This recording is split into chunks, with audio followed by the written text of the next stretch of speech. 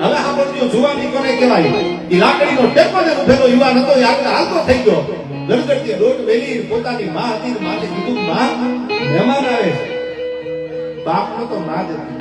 બાપ દીકરો બે જીવતા હતા. બાપનું તો લાંબુ ગામડું હતું કે માં મહેમાન આવે છે. કોણ મહેમાન છે? હું નથી ઓળખતો.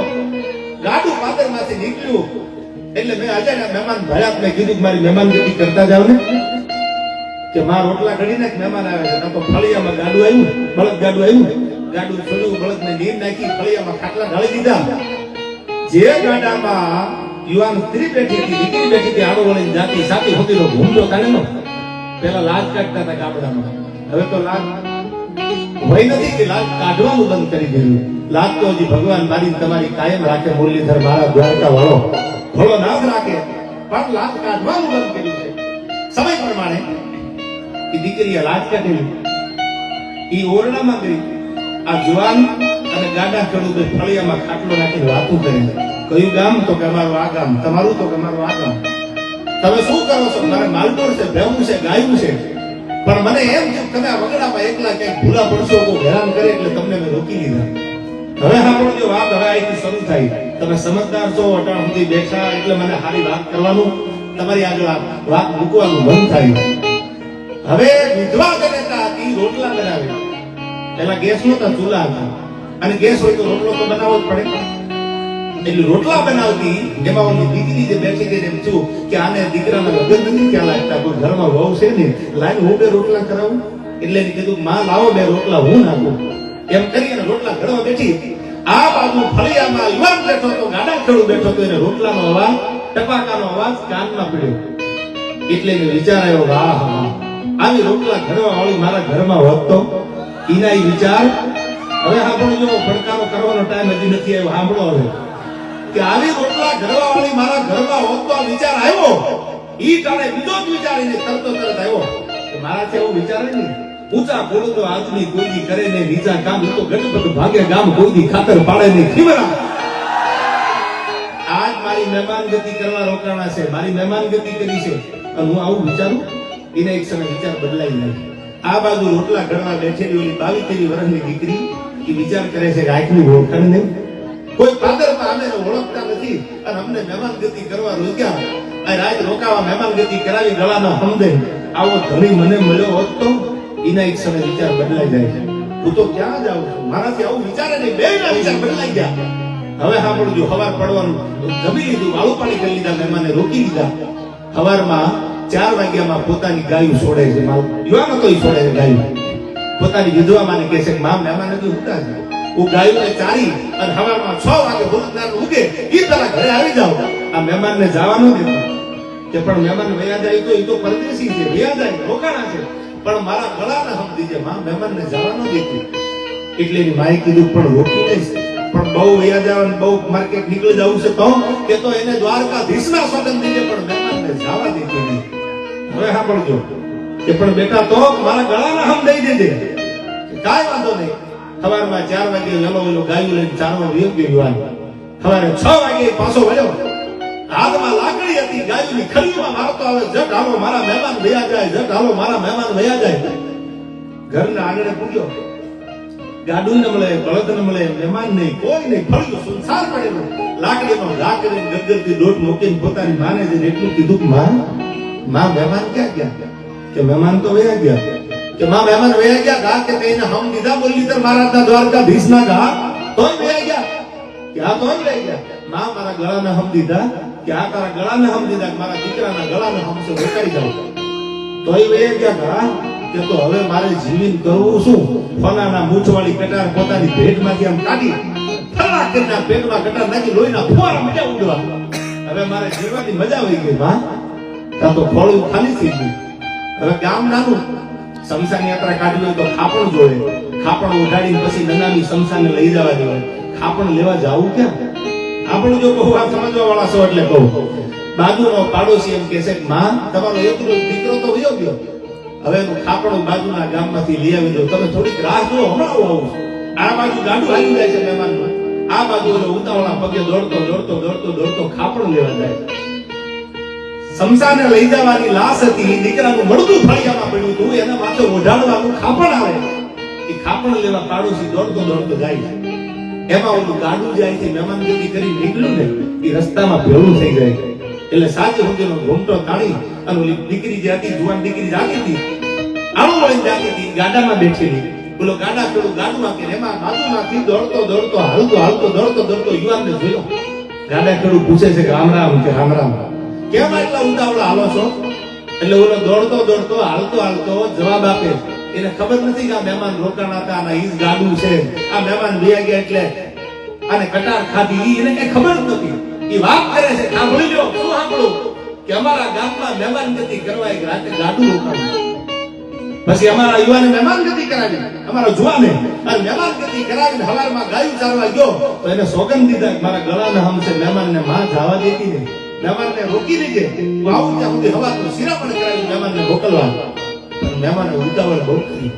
મહેમાન રોકાણા નહીં, ગળાના હમ દીધા તો ન રોકાણા, દ્વારકાધીશના હમ દીધા તો ન રોકાણા, કે નો રોકાણા એ ખબર પડી. એટલે અમારા યુવાને, અમારો જુવાને કટાર પોતાના પેટમાં નાખી અને ખોળિયું ખાલી કરી દીધું અને એને અગ્નિ સંસ્કાર દેવા માટે માથે ખાપણ ઉઠાડવાનું હોય ને એ લેવા જાવ. આ વાત કરે છે પેલો ગાડા ખેડૂ ગાડું હાંકતો સાંભળે છે. સાતી હુંદીનો ઘૂમટો તાળીને જે જુવાન દીકરી જે અહીંથી ગઈ હતી મહેમાનગતિ કરી એ વાતને સાંભળે છે. ઓહો, આટલી વાત. અંબોડો હોય ને, અંબોડો માથે બાંધવાનો, બેન દીકરી અંબોડો બાંધે. એ અંબોડામાં આવડી કટાર હતી. એ અંબોડામાંથી કટારને કાઢી અને પોતાના પેટમાં ફરડા કરીને કટાર નાખી અને ગાડા ખેડૂત કીધું ગાડું ઉભું રાખી દો. કેમ? કે હવે મારી ચૂંદડીનું ખાપણ એને ઉઠાડી દો. હવે તો મારે ડગલું નથી દેવું, મરવું તો ભેળું, જીવવું તો ભેળું. હવે એને કહી દો ખાપણ લેવા ધક્કો ન કરે. એને જો પ્રેમ થઈ ગયો હોય તો મને પ્રેમ હતો. સાહેબ મળ્યા નથી કે ભેળા બેઠા નથી, ખાલી વિચાર આવ્યો તો આનું નામ સાચો પ્રેમ કહેવાય. હવે મારી ચૂંદડીનું ખાપણ એને ઉડાડજો.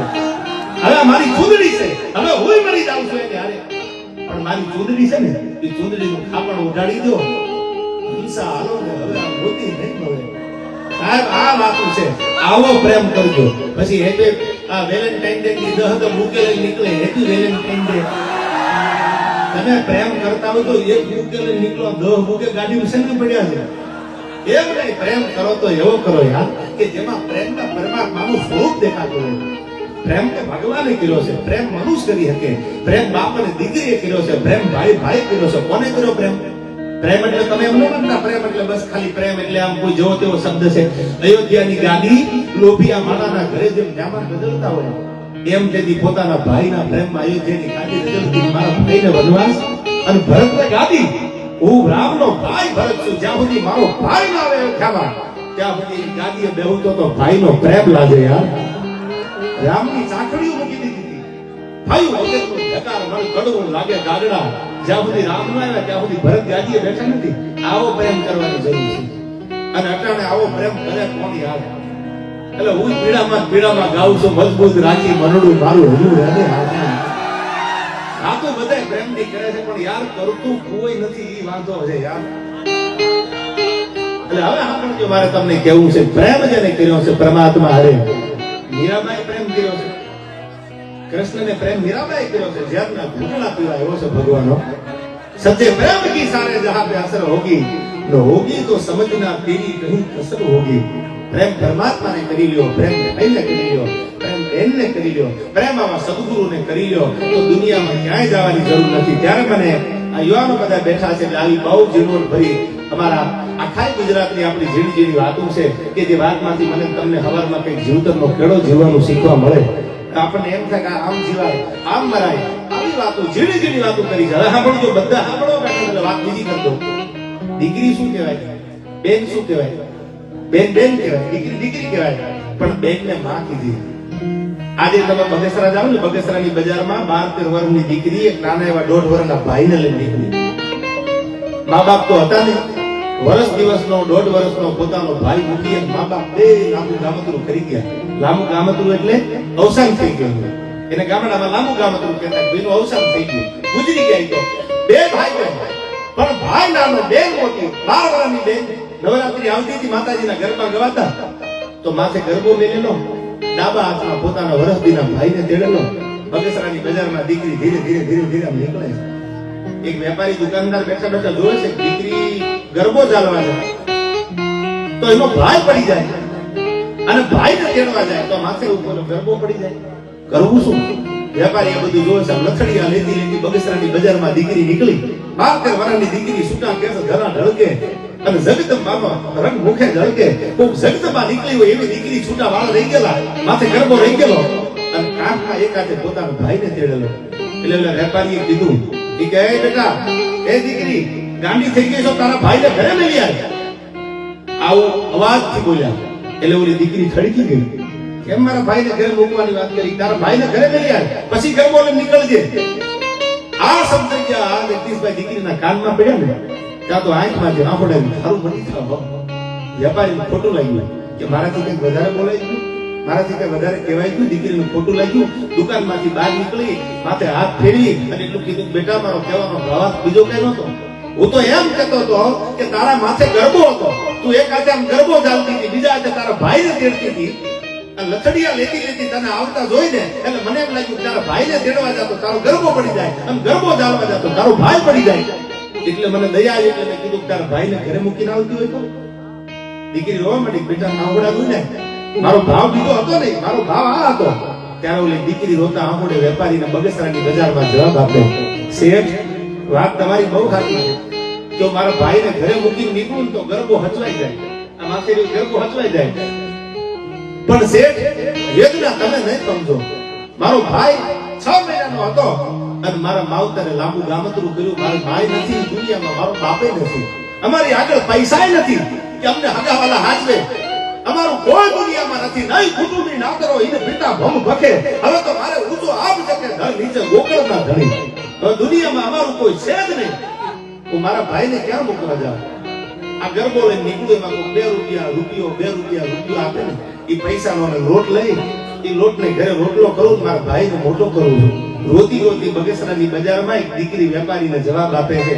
તેથી હામો વેપારી રોવા માંડ્યો તો, ઓહો આ દેશની દીકરી નથી, તું તો આ ભાઈની માં બની ગઈ છો. આવો પ્રેમ દીકરી કરી શકે, આવો પ્રેમ તો બેન કરી શકે.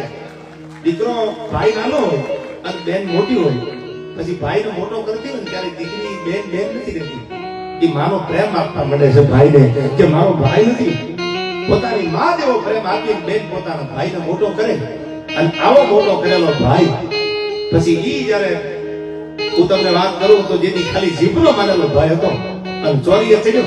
આપણા હિન્દુના નિયમ છે કે દીકરીનું લગ્ન થતા એટલે ભાઈ જવતર હોમમાં આવે. જવતર હોમે કદાચ હગો ભાઈ નો હોય તો ગામમાંથી કોઈ બીજી જ્ઞાતિનો જવતરીયો ભાઈ બને. એ જવતર હોમમાં માંડવામાં આવે આપણા હિન્દુ શાસ્ત્રના નિયમ પ્રમાણે. તેથી એક જૂનાગઢના જામે લગ્ન લેવાના અને એમાં જવતર હોમવા માટે બોલાવવામાં આવ્યા. 9 સોરઠનો ધણી, 999 પાદરનો ધણી. એક ગામ એટલે એક પાદર, 2 ગામ એટલે 2 પાદર. આ તમારું એક ગામ છે, એની જમીન છે, એક જ પાદર. એવા 999 પાદરનો ધણી એટલે જૂનાગઢનો નવગણ, જૂનાગઢનો રાજા.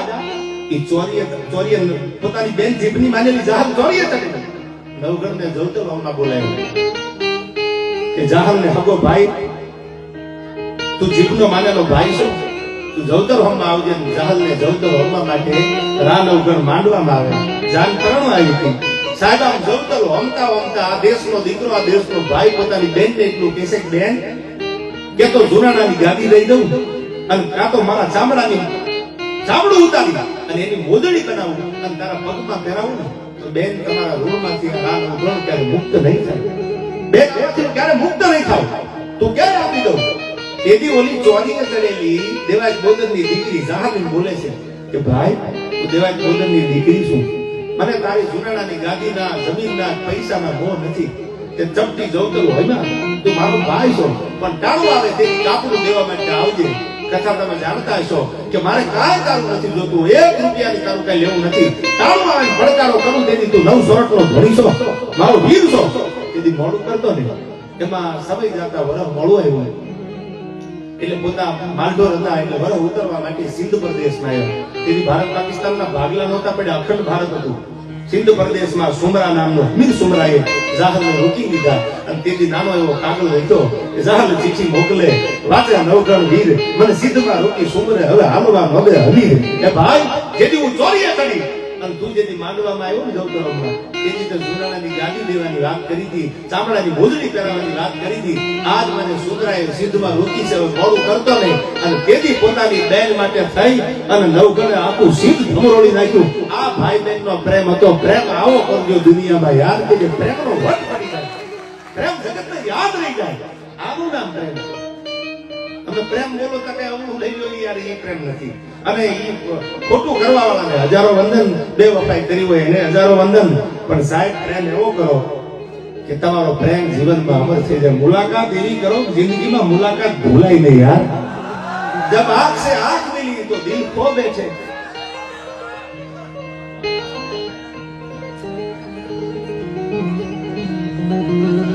जब आंख से आंख मिली तो हम दिल खो बैठे, वो हमारे हम उनके हो बैठे यार. આમાં ગુનો થોડો છે યાર. ઘણા તો બકાલા વાળા સામે દાંત કાઢે તો એની મેં 10 કિલોમીટર દોડતા હોય. એ ભૂલમાં દાંત કાઢ્યા છે, બકાલાના ભાવ ઓછા કર્યા એટલે તમે કા ના હાથના ડોટું કાઢો છો. પ્રેમ એવો કરો યાર. ત્યારે તમારા માટે આ બે કડી મારા યુવાનો માટે ગાવી છે. ત્યારે મજબૂત રાખું માંડું મારું હોય રહે નહીં હાથમાં.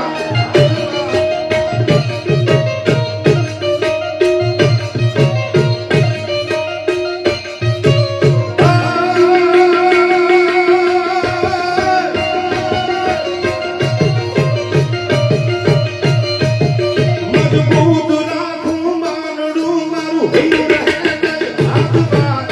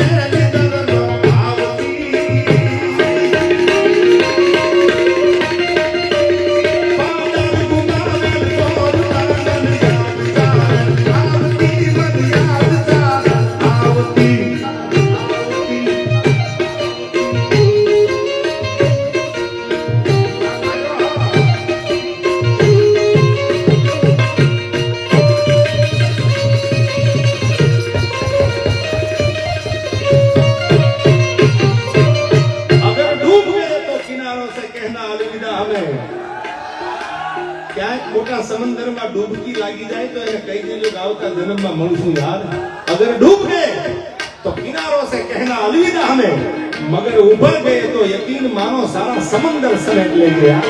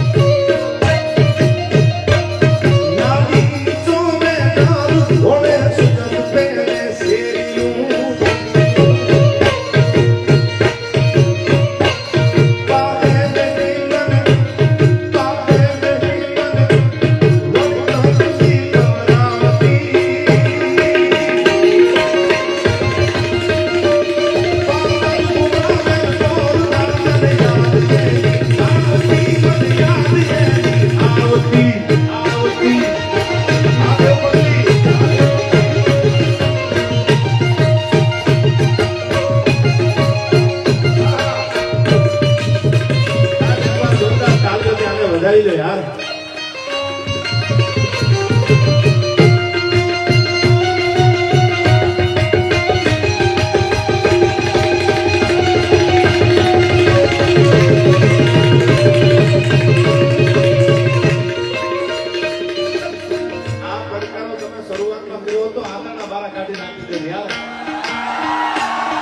I respect you from the bottom of my heart, yaar. Your love is more important than money. હું તમને પ્રેમ કરું છું, પૈસા તો બીજા નંબરમાં છે યાર.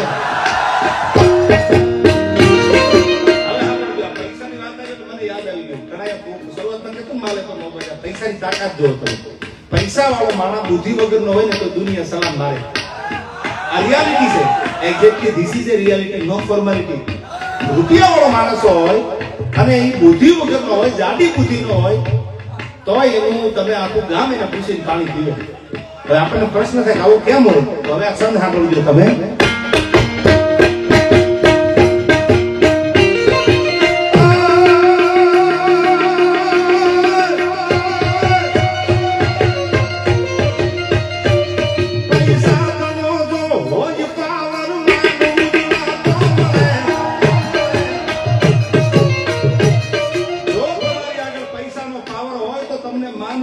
સન્માન મળે મોટા સોફા ખાલી થઈ જાય બાકી ખુરશી કોઈ નું આપે છેલ્લે લાઈનમાં ઉભા રહેવું પડે શું કામ પૈસા ન હોય એટલે અને પૈસા હોય તો સાંભળ શબ્દો સાંભળજો આના પૈસા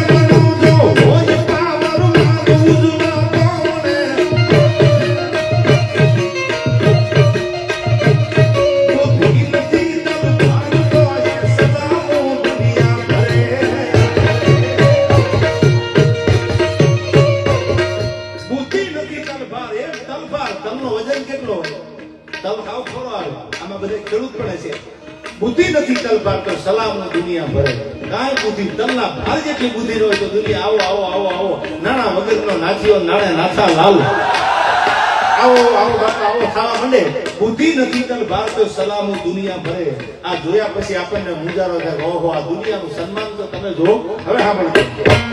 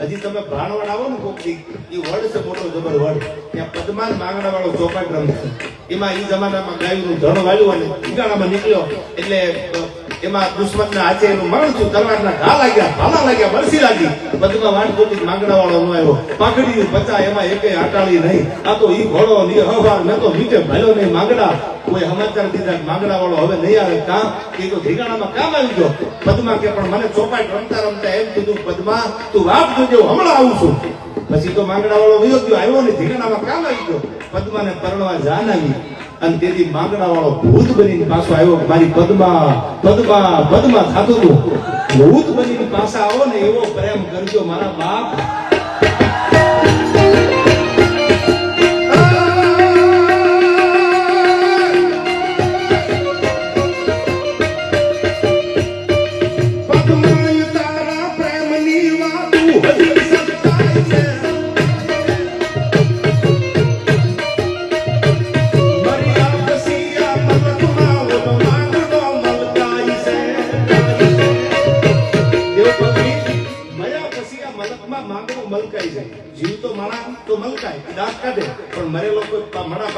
દાખલા છે ને મર્યા પછી આ મલકમાં માંગડો મલકાય છે શું કામ કીધું ભૂત બનીને પાછો આવ્યો, પદ્મા પદ્મા થતું હતું, ભૂત બની માંગણા વાળો આવ્યો, મર્યા પછી પાછો મલકાણો. એટલે આ કવિતામાં કીધું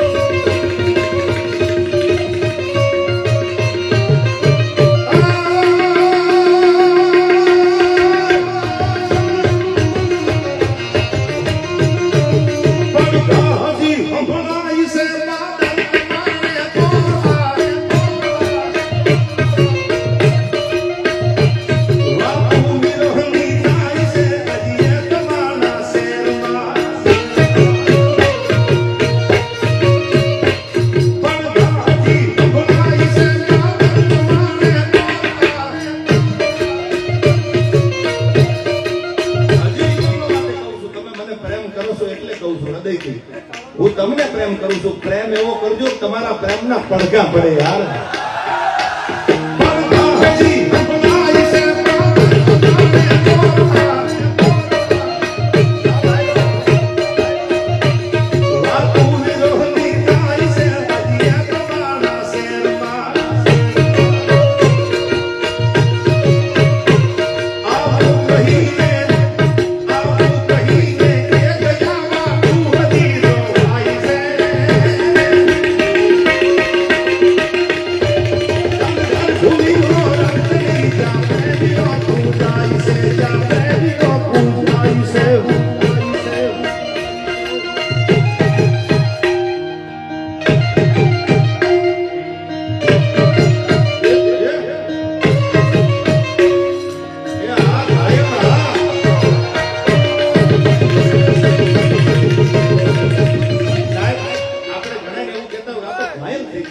ઘાયલ થવા માટે પ્રેમ કરવો પડે યાર. પ્રેમ વગર ઘાયલ ન થવાય. આ ઘાયલ શબ્દ એને લાગુ પડે છે જેને પ્રેમ કર્યો હોય તો ઘાયલ છે. આ તો કાંઈ ન હોય એમના. હવે મશીન હાંકતા હાંકતા ટાઈપિંગ તૂટી જાય તો હું તો ઘાયલ છું. એને ઘાયલ નો કહેવાય. ઘાયલ ને તો કેમ કહેવાય? ઘાયલ થી નતું ઘાયલ જાણે યાર.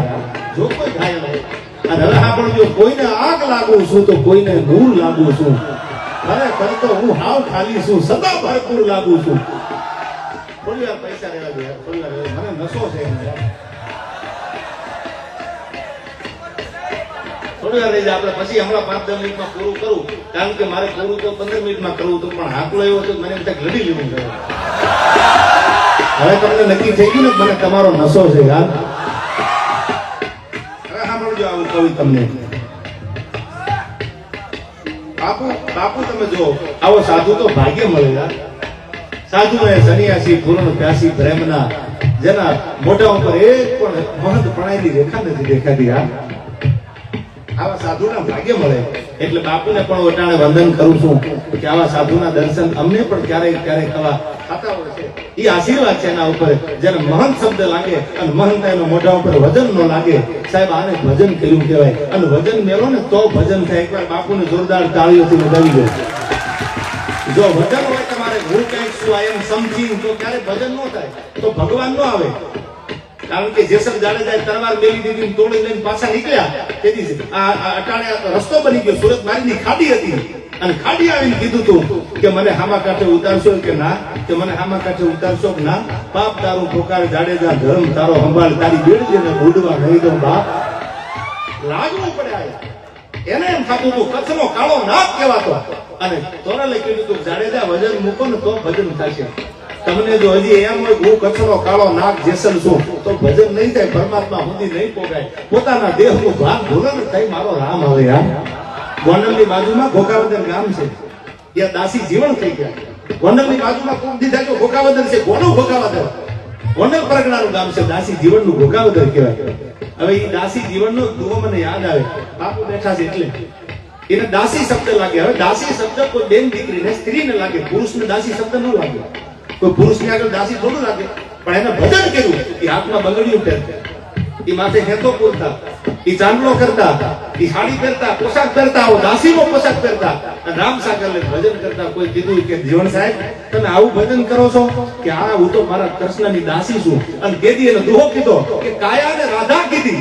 આ તમારું મારું શરીર છે, કાચી કાયા છે, કાચની પુતળી છે, ક્યારે પડી જાય નક્કી નથી. આ કાયાને રાધા કીધી, આત્મનો કીધો કાન.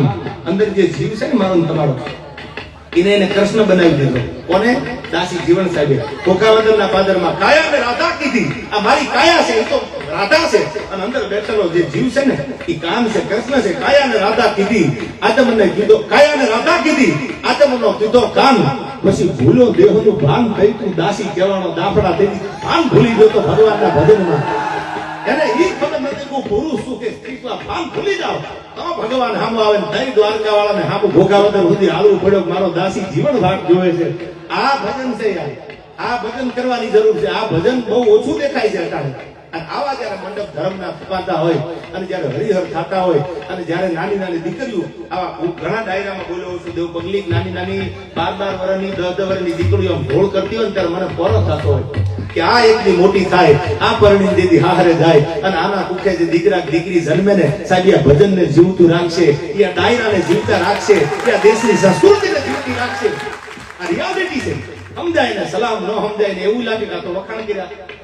કારણ કે સંસ્કાર બોલે છે. નાજીર કહે છે કે હું નથી બોલતો, સારા ના તો સંસ્કાર બોલે છે. યાર સમજદારી છે ને તો લોહીમાં આવે છે. રહે છે મૌન આંખો પણ તમારી હસરું ધાર બોલે છે. તો તમને પ્રેમ કરતા હોય તો તમને કે નહીં મોટેથી, પણ એના આંગળા ઉપરથી ઓળખી જાજો. રહે છે મૌન આંખો પણ તમારી હસરું ધાર બોલે છે. આ નાજીરની ગઝલ છે. પણ હવે સાંભળજો, ગુરુ મહારાજ બેઠા એટલે મને યાદ આવે કે કોઈને આગ લાગુ છું, કોઈને નૂર લાગુ છું, ખરેખર તો હાવ ખાલી છું, પણ સતત ભરપૂર લાગુ છું. તમારા રૂપની રંગતને ભરી છે મારી આંખોમાં. કોઈ મળી જાય યાર, ઘણી વાર કહું છું, ક્યારેક કોઈ પાત્ર મળી જાય યાર, એ કઈ ગુનો નથી. શું કામ? કે તમારા રૂપની રંગતને ભરી છે મારી આંખોમાં, પણ લોકોને લાગ્યું કે હું ચકચૂર લાગુ છું, ખરેખર તો હાવ ખાલી છું, સદા ભરપૂર લાગુ છું. હવે ની કડી સાંભળજો, કસોટી પર તો નાજીર, ભાવનગરના દીવા હતા નાજીર દખૈયા, કસોટી પર નાજીર. તમારી મારી કોઈ પરીક્ષા કરે તો આપણી હાલત શું? કાઈ નહીં. કસોટી પર નાજીર શું ખાલી કાચનો કટકો, પણ આ તો મારા જમનાપુરી બાપુની મહેરબાની છે એટલે કોહી નૂર લાગુ છું. એની કૃપા થઈ જાય, સદગુરુ મહારાજનો ભજો પડી જાય તો પછી તમે જગતમાં કોહિનૂર થઈ જાવ, ભરોહો હોય તો યાર. એટલે ભજન છે ને માણસને તારી દે. એક બહુ જૂની કહેવત અને એક દાખલો છેલ્લો કહી દઉં. એક નદીનું પૂર આવી જતું હતું, એના એક સાધુ તણાતા જતા, સાધુ તણાતા જતા હતા. સાધુ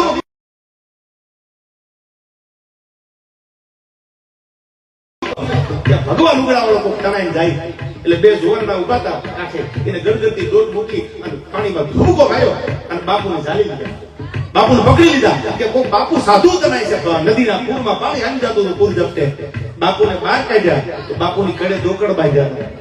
પેલા કડે દોકડ બાંધીને વગાડતા શેરી વળાવી સજ કરું ઘરે આવો મારા આંગણીએ પથરાવું ફૂલ. હવે તો જમાના વ્યાજ એક જમાનો ઠાકર જીલની 11 છે જળ જીલવાનો. ગામડામાં નાના નાના હતા તે ઠાકર જળ જીલવા જાય, આગળ દોકડ વાગતા જતા હોય, જાજ વાગતી જતી આખા ગામમાં ઠાકર જળ જીલવા નીકળે. એ સમય ગયો ગયો, કડે દોકડ બાંધેલા અને ઈ જયારે એમાં વગાડતા એમાં વરસાદ પૂર જે કઈ ઘટના બની, પણ સાધુએ બહાર નીકળીને એટલું કીધું કે બાપા ભજન તારી દે દુનિયામાં, બાકી કોઈ નો તારી કે મારો રામ રાખે એને કોણ ચાખે યાર. હું તો ધોઈ ગાતો તો ઘરે દોકડ બાંધી રામના નામની એમાં પૂરમાં તણાઈ ગયો. તો મને તેમાં તું હવે તો મારે જમને છેટું નથી, પણ ત્યાં મારો ભગવાન આવ્યો. એટલે વાત ભજન ની કરતો કે બાપુ જે આ બિરાજે છે અમરપુરી બાપુ, એનો જે ભાવ, એનું જે ભજન. આયા મને સરપંચે વાત કરી કે જમનાપુરી બાપુ એમના શિષ્ય જેને જીવતા જીવન સમાધિ લીધી, અને જેની સમાધિએ માથું મૂકી દો તો દુનિયામાં ક્યાંય જવાની જરૂર નથી. આ તમારા પાદરમાં ઓલિયા બેઠા છે યાર. ત્યારે છેલ્લી કડીમાં